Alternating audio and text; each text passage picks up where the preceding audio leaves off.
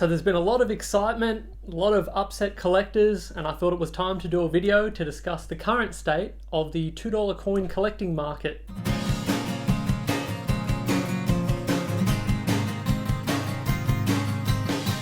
So for any of you collectors who may have been living under a rock, the Vietnam $2 coin recently came out and was wildly popular with collectors and, interestingly, a lot of flippers who have entered the market recently. So what is a flipper? A flipper is generally a person who purchases an item with the sole intention of on-selling it for a profit. Generally, this has been quite prevalent in the sneaker community. It's very popular, and there are a lot of people, if you've ever been to a place like Culture Kings, you'll often see big queues of young people lining up to get the new, hot sneaker release, and often they're just put straight up on eBay and sold at an increased price. We've recently seen this become much more of a prevalent thing in the coin collecting community. So let's break that down a little bit and discuss it. I'll begin by going through some of the pros, then I'll discuss some of the potential cons, and then I'll finish with sort of an overview, my own personal opinion on it, and then at the end I'd love to hear your comments and thoughts on the current state of the market. So beginning with some of the pros, I think it's quite exciting to see a lot of people entering the market for the first time. A lot of people that have perhaps been a little interested in collecting, and then they've picked up a release like this and seen all the excitement and the hype around it and decided to really pursue collecting as a new hobby, which, as you know, I think is the greatest hobby in the world and a very rewarding pursuit. So something worth looking into. Secondly, there was a fair bit of media coverage. And anytime there is media coverage, you have exposure once again to all sorts of potential new collectors getting into the market, people that may have a partial collection that they've then been inspired to continue with. So I think there is, this will probably come up in the potential cons section as well, but there are very real potential benefits to additional media coverage on the hobby of collecting. It could also be viewed as another positive because with more people buying these new releases, the mint may continue to produce them, and we may see new innovative products being produced in that same sort of style. The particularly popular coin that was released was the silver $2 coin. This was the first coloured silver $2 coin produced by the mint, and with this reaction being anything to go by for them when it comes to the bottom line, I think it's safe to say that we'll be seeing more of these in the future. Okay, on to the cons, and this is probably the loudest part of the collecting community at the moment, so let's take a look at some of those. So, flippers, by their very nature, are only interested in products that are popular and easy to sell at an increased profit margin. It could then be argued, and I think some people are quite upset, and I can see how this is the case, that a lot of the money being made by people selling these hot new releases is not actually remaining within the collecting hobby. So often there are people who will buy one or two of a really popular release, sell one at an increased price in the future in order to fund future expansion of their coin collection. There are a lot of people that are noting that it's unlikely that a number of these people will be continuing on with a coin collection. As a result, we're seeing large amounts of money leaving the hands of collectors and effectively exiting the industry. So in that sense, it doesn't actually effectively grow the community, and dealers are then not selling additional coins and building up their inventory, and as a result, you could potentially see a contraction of the market moving forward. Another obvious downside of releases that are this popular is a number of the genuine collectors missing out on the opportunity to continue to build upon their collection. An example of this that I witnessed firsthand is I actually used to work in the Philatelic Bureau for Australia Post, and I worked there at a time when limits were not enforced, and this was during the Impressions period. So for those that don't know, the Impressions catalogue comes out every November and has effectively become an entire catalogue of coins, PNCs, and various products that are very popular with collectors and subsequently very popular with the flipping community. So I was working there at a time when limits didn't exist. People would call up and order 20 or 30 of really, really limited edition coins, and then subsequently I would have to field inquiries from very distraught and upset collectors that had missed out.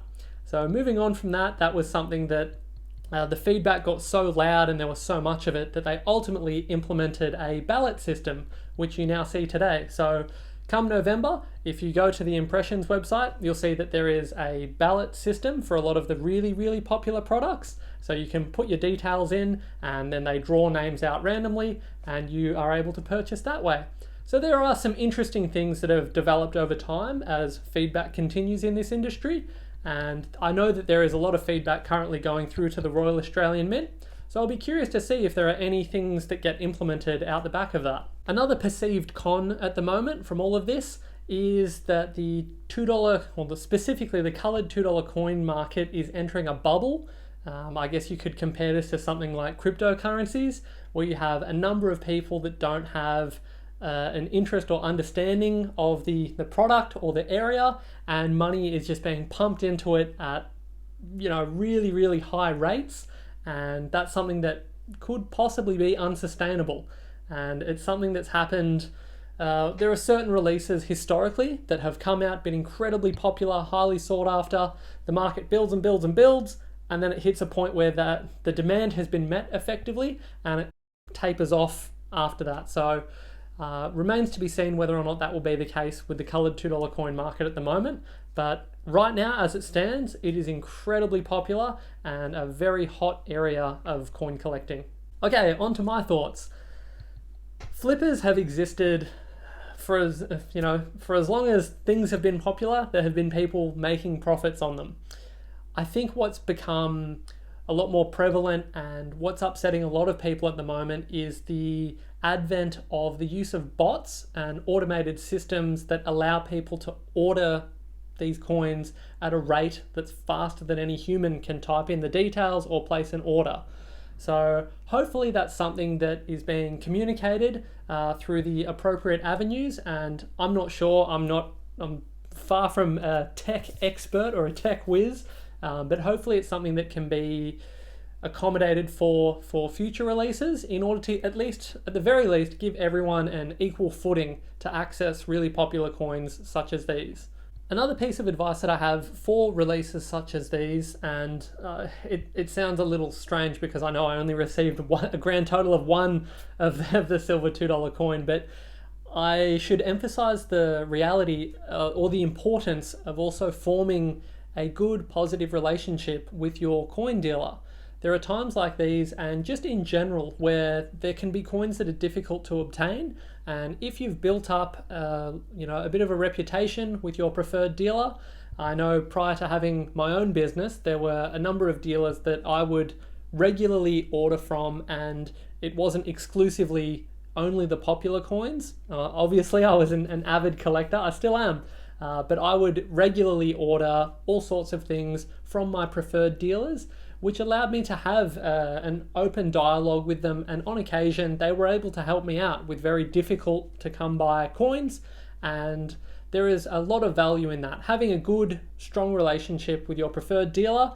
And it's also worth noting that a lot of dealers, when you only order the hot releases and things like that, there's nothing wrong with it at all, but I'm just suggesting you perhaps won't end up at the top of a preferred customer list if you're always emailing and hounding them on the phone anytime there's a hot new release, but you're not actively collecting anything else. Funnily enough, dealers don't actually make a heap of money on selling new releases. That's just one component to a coin dealer's business model. So that's a whole nother rabbit hole we'll go down in a future video, but I just thought I'd share that as well. Something else that I can see potentially happening is with obviously the successful release as far as the mints are concerned in terms of selling out immediately and things like that. That looks from a bird's eye view for someone that's not on the ground talking to collectors, that looks like a positive. So I can see an increase in order to try and meet demand for coins like these, which I'll use PNCs for an example. Way back when they used to be released, the schedule was something like one PNC a year, and they were really popular and a really great area for, you know, collectors that were actively keeping up with it. And little by little, it increased and increased, and now there are, I think, probably over 40 or 50 PNCs produced every year now. So as the production increases to meet demand, if the demand does not continually increase, we may see a point where, and I know it's hard to believe, hard to get your head around at the moment with how popular things are, but there could very well come a time when the production exceeds the demand, particularly if a lot of the flipping community and things like that were to ever move on to something else. I think we would see, if it's just the active collectors market purchasing new coins, it could reach a point where there is more supply than demand. But again, remains to be seen, and this is just one person's opinion. Finally, I've waffled on quite a lot. I would love to know your thoughts in the comments. Are you actively collecting coloured $2 coins? Were you once a collector and now has the increase in these difficult to obtain releases turned you off it? If so, are you collecting something else? Has your focus perhaps shifted to the $1 coins or any of the other denominations out there? I'd love to know your thoughts, and I think this is a really important subject for an open dialogue to be maintained on, and I think it's important for a lot of feedback to be going through the appropriate channels in order to hopefully cultivate and encourage new collectors to get into the market, as well as servicing the loyal collector base that already exists in the Australian market. So that's my thoughts, some pros, some cons, my opinion, and I'd love to know yours. I apologize for the delay in getting out a new video. It's been a very difficult couple of weeks in my personal life. I won't get right into it, but it's been a crazy time. So I appreciate you all sticking with the channel, and I will endeavour to continue with something that looks a bit more like a weekly video release schedule moving forward. Thank you very much for watching, and we'll see you next time.